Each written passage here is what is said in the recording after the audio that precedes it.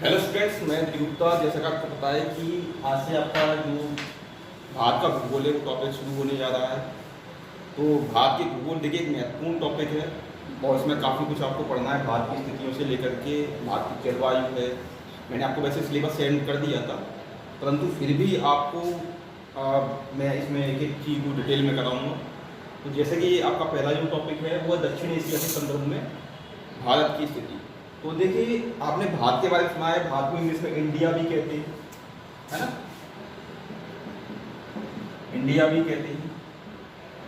तो एक बड़ा देश है और दुनिया में 7वें नंबर पर आता है।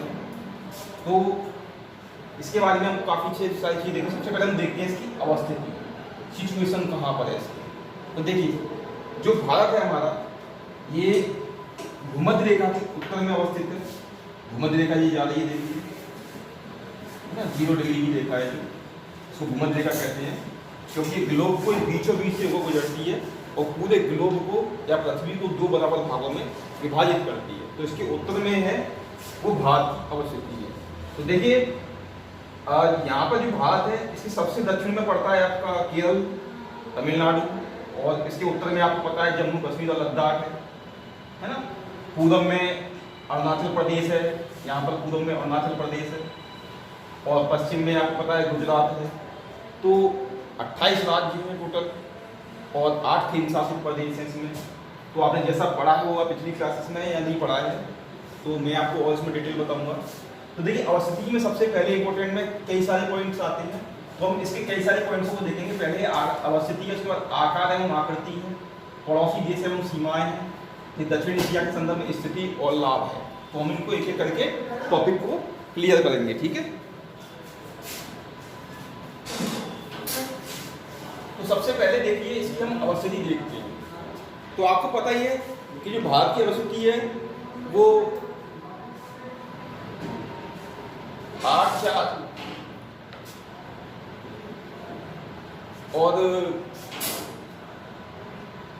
से 37 डिग्री 6 मिनट उत्तरी अक्षांश, और आपकी जो देशांतरीय स्थिति है वो इसकी 68/60 से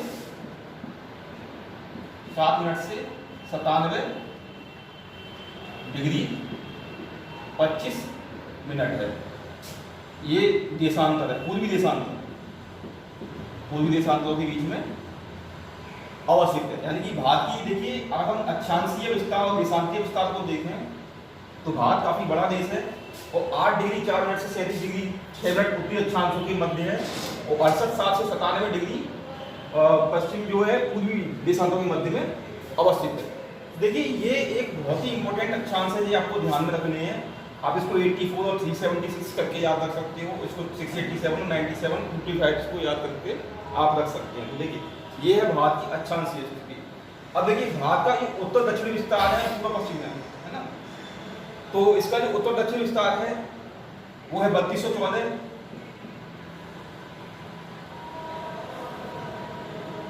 और 2933 किलोमीटर।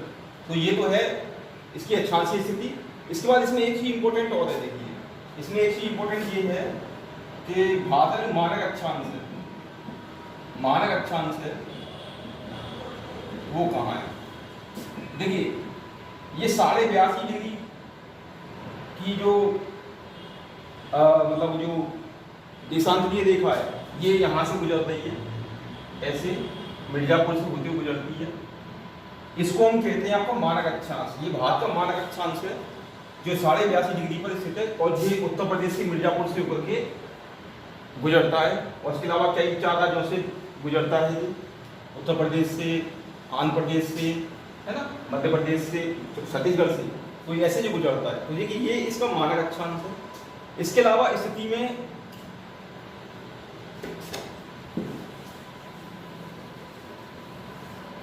हम इसके क्षेत्रफल की बात करें, देखिए भारत का क्षेत्रफल कितना है, 32,87,263 वर्ग किलोमीटर, ये इसका क्षेत्रफल है। और दुनिया में ये 7वां बड़ा देश है, दुनिया में 7वां बड़ा देश है। अगर हम क्षेत्रफल के आधार पर देखें तो ये यूरोप से थोड़ा ही छोटा है, यूरोप के लगभग बराबर है। यूरोप के लगभग बराबर है, लगभग। और अगर रसिया निकाल दिया जाए, यूरोपीय रूस को निकाल दिया जाए तो, है ना। और इसके अलावा देखिए इसमें जो यूनाइटेड किंगडम है, यूके, उससे लगभग 12 गुना बड़ा है,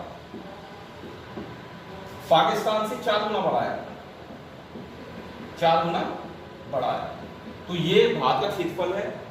और वैसे आपको बता दूंगे हमारा काफ़ी बड़ा जो एरिया है वो पाक अधिकृत कश्मीर के अंतर्गत है। इसके अलावा अक्साई चीन में वो जो कुछ इलाका हमारा घेर रखा है। इसके अलावा अरुणाचल प्रदेश में भी थोड़ा बहुत इलाका हमारा वहाँ पर कब्जा कर रखा है। इसके अलावा अगर हम देखें तो उसका क्षेत्रफल जो बैठता है वो 33,10,000 वर्ग किलोमीटर के आसपास कुछ बैठता है, जो कि अभी हमारा फिलहाल में जो है चाइना के पास में कब्जे में है। और देखिए अवस्थिति में और क्या चीजें हैं इसमें, तो देखिए अवस्थिति में हम देखेंगे इसके कि दक्षिण में हिंद महासागर है, इसमें पश्चिम में अरब सागर है, पूर्व में बंगाल की खाड़ी है ना, पूर्व में बंगाल की खाड़ी है। और अगर हम और पीछे जाएं तो देखिए यहाँ पे आपका जो है लाल सागर है, लाल सागर से भी कनेक्टेड है ये, है ना, अरब सागर। तो आपने सुना ही होगा बंगाल की खाड़ी में और अरब सागर में हर साल चक्रवात आते ही रहते हैं। बंगाल की खाड़ी में सबसे ज़्यादा चक्रवात आते हैं, है ना। अरब सागर में भी उनकी संख्या धीरे धीरे बढ़ रही है। तो इसकी स्थिति कहाँ पर है, आप देखेंगे कि हिंद महासागर के उत्तर में है और दक्षिण में इसका सबसे जो नुकीला सिरा है, जो कोनाकार जो सिरा है इंडिया का, वो दक्षिण में इसके आ रहा है। तो आप देखिए अब यहाँ से जो हिंद महासागर है ये बहुत ही महत्वपूर्ण स्थिति पर स्थापित है भारत यहाँ पर, क्योंकि जितने भी यहाँ से जो जहाज है या विश्व का व्यापार होता है वो यहीं से होकर गुजरते हैं। तो इसीलिए भारत की स्थिति यहाँ दक्षिण एशिया के संदर्भ में काफ़ी महत्वपूर्ण हो जाती है, क्योंकि यहाँ से जितने भी जो विश्व व्यापार के जहाज हैं वो सब यहीं से होते हैं, वहाँ यहाँ के मलक्का से गुजरते हैं। मलक्का जम्मू जो है पड़ता है, मलक्का जो जल जम्मू मध्य है वो पड़ता है, वहाँ से सिंगापुर होते हुए आगे की तरफ जाते हैं। तो विश्व व्यापार का काफ़ी बड़ा हिस्सा जो इस हिंद महासागर से दक्षिण से गुजरता है, भारत के दक्षिण से गुजरता है। तो ये काफ़ी महत्वपूर्ण स्थान हो जाता है। इसके पश्चिम में देखिए पाकिस्तान है, पाकिस्तान है यहाँ पर, ऊपर अफगानिस्तान है, चीन है, म्यांमार है, दक्षिण में श्रीलंका है ना। तो देखिए हमारी कई देशों के साथ में सीमाएं हमारे पड़ोसी देशों के साथ में है। और नेपाल है, नेपाल के साथ तो हमारे संबंध भी आपको पता है अच्छे बनते बिगड़ते रहते हैं। तो इसके बाद हम अवस्थिति के बाद हम देखेंगे इसकी आकार एवं आकृति। तो इसकी देखिए आकार कैसा है इसका, भारत का आकार जो है वो चतुर्भुजाकार है, चतुर्भुजाकार है, या पतंग के आकार का कह सकते हैं, यानी से पतंग के आकार का कह सकते हैं। और इसका जो आकार है वो पतंग के आकार भी कह सकते हैं, चतुर्भुजाकार भी कह सकते हैं। और इसका जो पूरा विश्व का क्षेत्रफल है वो 2.4% है इसका, यानी पूरे विश्व के क्षेत्रफल का 2.4% क्षेत्रफल है। पूरे विश्व का क्षेत्रफल कितना है और पूरी पृथ्वी का क्षेत्रफल कितना है, देखिए पूरी पृथ्वी का क्षेत्रफल कितना है तो मैं आपको बता दूं 51 करोड़ वर्ग किलोमीटर है ना, वर्ग किलोमीटर है। और अगर हम स्थल भाग का देखें क्षेत्रफल तो कितना है, लगभग 39 करोड़ वर्ग किलोमीटर है। यदि हम पृथ्वी के सापेक्ष भारत के क्षेत्रफल की गणना करेंगे तो पृथ्वी के क्षेत्रफल के सापेक्ष इसका जो क्षेत्रफल है भारत का वो 0.57% है केवल। और अगर स्थल के हिसाब से देखें तो 2.4% क्षेत्रफल जो पूरे विश्व का यहाँ पर पाया जाता है। और 7वां विश्व का सबसे बड़ा देश है, सबसे बड़ा तो आपको पता ही है रूस है ना। तो देखिए इसके बाद इसमें और भी कुछ चीज़ें हैं जो जुड़ जाएंगी इसमें। और चतुर्भुजाकार आकृति है, नीचे नुकीली आकृति त्रिभुज के समान इसकी, दक्षिण में इसके हिंद महासागर है, अरब सागर पश्चिम में, पूर्व में बंगाल की खाड़ी है ना। और बांग्लादेश भी है इसका एक पड़ोसी देश, आपको बता दूं मैं यहाँ पर 1971 में ये अलग हुआ था भारत से और तभी जो है नए देश का गठन हुआ था बांग्लादेश का। वैसे पहले इससे पहले ये पूर्वी पाकिस्तान था और पाकिस्तान में दो भाग थे, पूर्वी पाकिस्तान और पश्चिमी पाकिस्तान। जो आज जो आधुनिक पाकिस्तान आप देख रहे हैं ये कभी पश्चिमी पाकिस्तान था और जो बांग्लादेश है ये पूर्वी पाकिस्तान था, परंतु बाद में पाकिस्तान से भी अलग होकर के उन्होंने एक अलग मुल्क बना लिया जिसको हम कहते हैं बांग्लादेश, जो 1971 में बना था। इसके बाद देखिए तो भारत के पड़ोसी देशों में हमने देखा कि पाकिस्तान है, म्यांमार है। अब हम इनकी सीमाओं की भी चर्चा कर लेते हैं। सीमाएं कौन कौन सी हैं, है ना, और बहुत ही उपयोगी है। तो देखिए हमारी कई देशों के साथ सीमाएं लगती हैं, तो इसमें चीन है, बांग्लादेश है, पाकिस्तान है, और इसके बाद नेपाल है, भूटान है, अफगानिस्तान है, उनके साथ हमारी सीमा लगती है। देखिए सबसे ज़्यादा सीमा जो है हमारी भारत की, वो सबसे बड़ी सीमा है हमारी 4096.57 किलोमीटर लंबी, ये बांग्लादेश के साथ में सबसे बड़ी सीमा रेखा हमारी बांग्लादेश के साथ में है। इसके बाद अगर हम देखें तो चीन के साथ में है 4057 किलोमीटर सीमा है ना। इसके बाद पाकिस्तान के साथ में हमारी 3311 किलोमीटर है। नेपाल के साथ है लगभग नेपाल के साथ हमारी जो सीमा है वो लगभग 1400 किलोमीटर की है।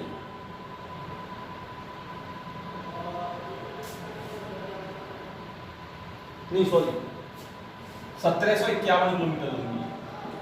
भूटान के साथ हमारी 699 किलोमीटर की सीमा है। अफगानिस्तान के साथ 106 किलोमीटर की लंबी सीमा है हमारी, है ना। और इसके अलावा उत्तर पूर्व में देखें तो म्यांमार के साथ है हमारी, म्यांमार के साथ हमारी कितनी सीमा रेखा है, तो म्यांमार के साथ है हमारी लगभग 1643 किलोमीटर लंबी सीमा रेखा। तो ये हमारी कुछ पड़ोसी देश हैं जिनके साथ हमारी सीमाओं का साझा है। इसलिए हमारी आंतरिक व्यवस्था में या आंतरिक सुरक्षा में या देश की सुरक्षा के लिए सीमाओं पर काफ़ी महत्वपूर्ण हो जाता है। तो देखिए बांग्लादेश सीमा है, ये काफ़ी सबसे बड़ी है। इसके बाद चीन के साथ हमारी सीमा जिसे मैकमोहन रेखा भी कहते हैं, है ना। और पाकिस्तान के साथ है हमारी जो सीमा रेखा है ये 3311 किलोमीटर है, जो कच्छ के रन से होकर गुजरती है। और पाकिस्तान कच्छ के रन से होते हुए, गुजरात से होते हुए, राजस्थान से होते हुए और जो पंजाब उसको तो बराबर भागों में और मैदान से विभाजित करते हुए ऐसे कश्मीर तक हमारी चली जाती है। तो ये आपको पता है बाद में बनी थी। और अध्यारोपित सीमा है क्योंकि इसका विभाजन जो है वो बाद में हुआ था, है ना। कोई प्राकृतिक सीमा नहीं है, अध्यारोपित सीमा है क्योंकि बाद में मनुष्यों के द्वारा इसका विभाजन किया गया था। तो इसके बाद देखिए जो हमारी स्थिति है, इसके बाद पूरी भारत की स्थलीय सीमा की हम बात करें तो हमारी पूरी स्थलीय सीमा है भारत की वो लगभग है 15,200 किलोमीटर। ये हमारी टोटल स्थलीय सीमा है जिसको हम पूरा नाप लें। इसमें अंडमान निकोबार की और लक्षद्वीप की शामिल है। इसके बाद अगर हम जलीय सीमा की बात करते हैं, है ना, तो हमारी सीमा देखा 7516 किलोमीटर, 7516 किलोमीटर हमारी जो है वो जलीय सीमा देखा है। ये काफ़ी बड़ी सीमा है हमारी, है ना। तो और आपको बता दूं जलीय सीमा पर 9 राज्य अवस्थित हैं। 9 राज्य ऐसे हैं जो जलीय सीमा को स्पर्श करते हैं या समुद्री सीमा पर जो अवस्थित हैं भारत के। तो ये है हमारे भारत की दक्षिण एशिया के संदर्भ में स्थिति। इसके अलावा देखिए सामरिक महत्व भी है भारत का, क्योंकि भारत जो दक्षिण एशिया में सबसे बड़ा मुल्क है, तो सभी देशों में इसकी जो स्थिति है वो काफ़ी महत्वपूर्ण हो जाती है और सबसे पावरफुल भी है। जनसंख्या के हिसाब से भी देखें तो काफ़ी बड़ा देश है। तो इस हिसाब से भारत की जो स्थिति है वो काफ़ी महत्वपूर्ण हो जाती है। और इसी के लिए आपको इसी वजह से आपके पाठ्यक्रम में ये भारत की सबसे पहले स्थिति को रखा गया। हालांकि मैं इसके नोट्स में आपको मैं सेंड कर दूंगा, वीडियो जो ग्रुप पर मैंने आपको बनाया है उस ग्रुप में मैं आपको इसके सारे नोट्स से आपको सेंड कर दूंगा, वहाँ से आप इसको कॉपी कर सकते हो। और अपनी ये कॉपी बना लीजिए, रजिस्टर बना लीजिए, जिसमें आप रोज़ के रोज़ जो मैटर आएगा वो आप रोज़ के रोज़ करते जाइए, जिससे पेपर में आपको कभी कोई पढ़ने में दिक्कत नहीं। साथ के साथ पढ़ते चलेंगे तो देखिए आपका क्लियर होता जाएगा, तो एग्जाम में आपको बर्डन नहीं लगेगा, एक साथ नहीं पढ़ना पड़ेगा। रोज़ के रोज़ पढ़ते रहो, थोड़ा थोड़ा काम करते रहिए, इससे आपका जो है सिलेबस भी किस तरह है वो आपको समझ में भी आता है। हालांकि मैं रोज़ डेली वीडियो बना के डालता रहूँगा। आज मेरी पहली वीडियो थी तो इतने संसाधन नहीं थे, थोड़ा तो दिक्कत हुई थी थोड़ी। हालांकि जो अगली वीडियो जो आएंगी उनमें आपको अच्छी क्वालिटी भी देखने को मिलेगी। धन्यवाद।